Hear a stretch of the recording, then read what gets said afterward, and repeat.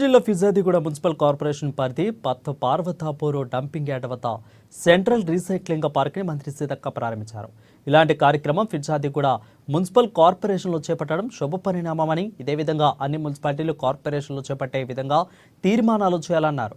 ఇదే విధంగా రాష్ట్ర వ్యాప్తంగా ప్రభుత్వం ద్వారా ఇంటింటి ఇలాంటి కార్యక్రమాలను చేసే విధంగా చొరవ తీసుకుంటున్నానని సీతక్క తెలిపారు.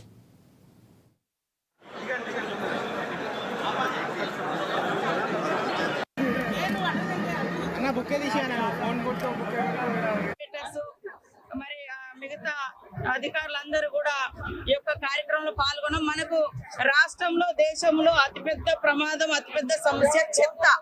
ఈ చెత్తను ఎక్కడ వేయాలన్నదే అందరిని వేధించేటువంటి సమస్య.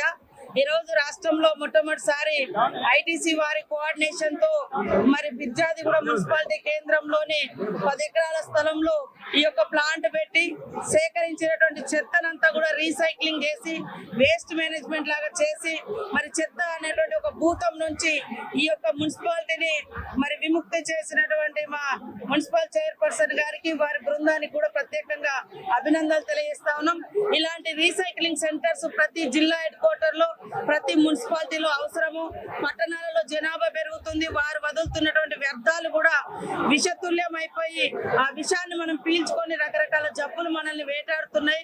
కాబట్టి దాని నుంచి విముక్తి కలగడం కోసం ఖచ్చితంగా ప్రైవేట్ కంపెనీస్ కానీ సిఎస్ఆర్ ద్వారా వచ్చే నిధులు కానీ ప్రభుత్వంతో ఇలా కోఆర్డినేషన్ చేసుకొని ఇవి ప్రారంభించాలని కూడా నేను కోరుతా ఉన్నా. సీఎం గారి దృష్టి కూడా